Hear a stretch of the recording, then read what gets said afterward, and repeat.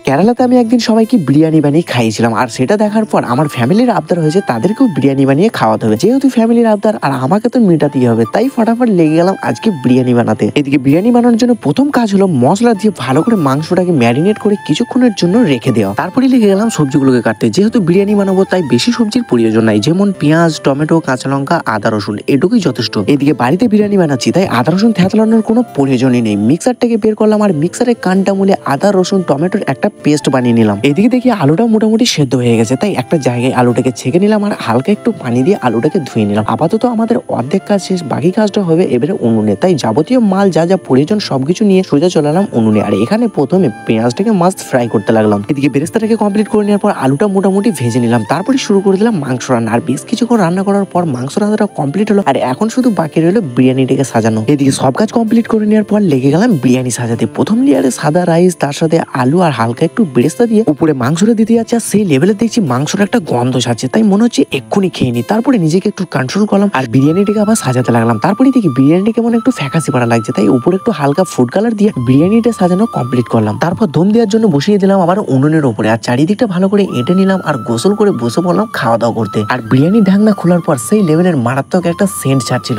তাই আর কোনো চিন্তা ভাবনা না করে বিরিয়ানিটাকে বাড়তে লাগলাম। আর বিরিয়ানিটা দেখে তোমরা তো বুঝতে পারছো যে কেমন টেস্ট হবে। তো কেমন হয়েছে তোমরা অবশ্যই একটা কমেন্ট করে জানিও। তারপরে একবার হালকা করে টেস্ট করে নিলাম, তো মাশাআল্লাহ টেস্টটা কিন্তু খুব সুন্দর হয়েছিল।